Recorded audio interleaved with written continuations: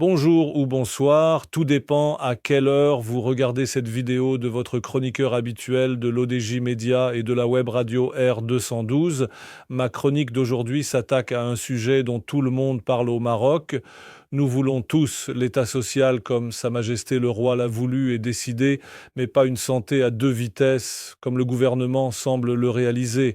En effet, on assiste à un phonème contre-productif dans le déploiement et la déclinaison de la généralisation de la couverture médicale par la persistance d'hôpitaux publics saturés, en manque de médicaments et d'équipements, et surtout de médecins, de staff paramédical, alors qu'on assiste à l'explosion clinique privée triomphante.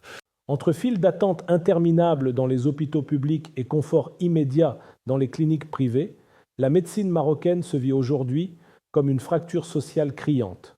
Sommes-nous en train d'accepter, sans le dire, une santé à deux vitesses où le portefeuille décide de la dignité du patient? Ce ne sont pas des commissions parlementaires ni des reportages télévisés, encore moins des rapports officiels qui ont dévoilé les failles criantes du système de santé à Agadir. Ce sont des citoyens ordinaires, armés de leur téléphone et d'un sentiment d'injustice, qui ont mis à nu les défaillances du CHU Hassan II, les images de couloirs bondés, de patients abandonnés sur des brancards, ou encore de cette fillette brandie par son père en guise de protestation silencieuse, ont fait le tour des réseaux sociaux. Face au scandale, la réaction fut rapide mais ponctuelle. Limogeage de la directrice régionale de la santé et intervention personnelle du ministre pour prendre en charge le bébé exposé. Mais derrière ces gestes symboliques, une question lancinante demeure. Que change un coup de balai administratif dans un système qui craque de toutes parts? Il serait trop facile de réduire cette crise à un problème de mauvaise gestion locale. Le malaise est plus profond. À Casablanca, Marrakech, Oujda, Tanger, même scénario, salle d'urgence saturée, manque de médecins, file d'attente digne d'un rationnement de guerre. Le secteur public, censé être l'épine dorsale du droit à la santé, ressemble de plus en plus à une salle d'attente sans fin. Un médecin urgentiste de Rabat me confiait récemment, amer, on ne soigne plus, on trie, on décide qui peut attendre, qui doit être envoyé ailleurs et qui n'aura pas de chance. Ces mots brutaux, prononcés à voix basse, disent toute l'ampleur du problème. Pendant que le public ploie, le secteur privé prospère. Cliniques flambant neuves, accueil soigné, matériel de pointe, chirurgiens disponibles, pour qui peut payer, le Maroc de la santé est une success story. Certains établissements privés facturent des interventions chirurgicales à des prix supérieurs à ceux pratiqués en Europe, preuve que la demande existe et que la fracture sociale s'enracine.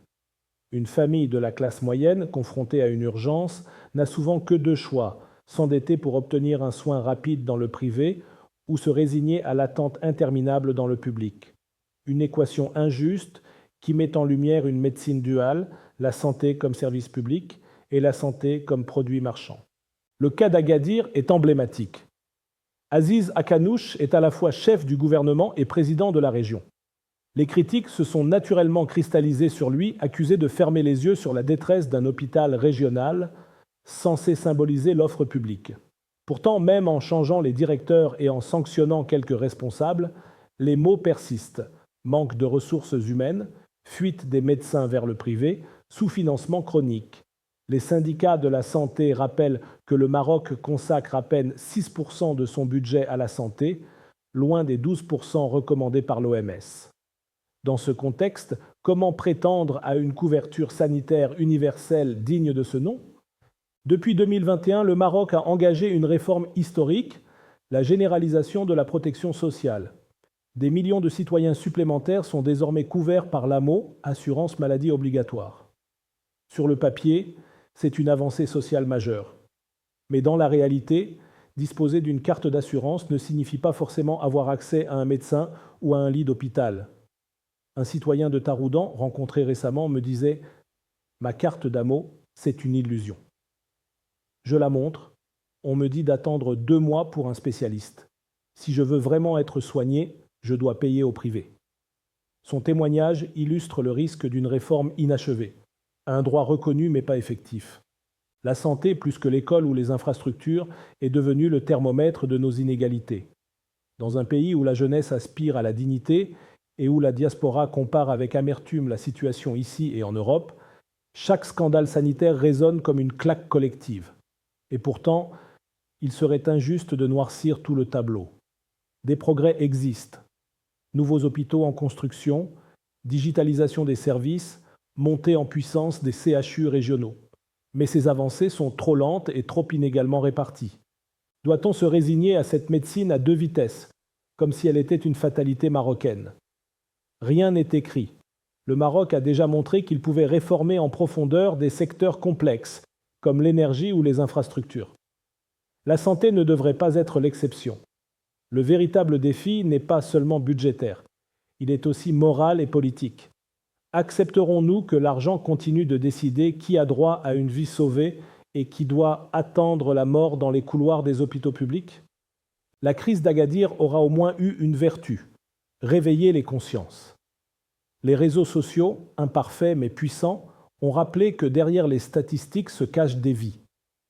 Il appartient désormais aux décideurs d'assumer leurs responsabilités historiques. Car un pays qui échoue à soigner ses citoyens mine sa propre légitimité. La santé n'est pas un luxe. Elle est le socle même de la confiance entre l'État et ses citoyens. Voilà, c'était votre chroniqueur Adnan Benchakroun, au micro de l'ODJ Média.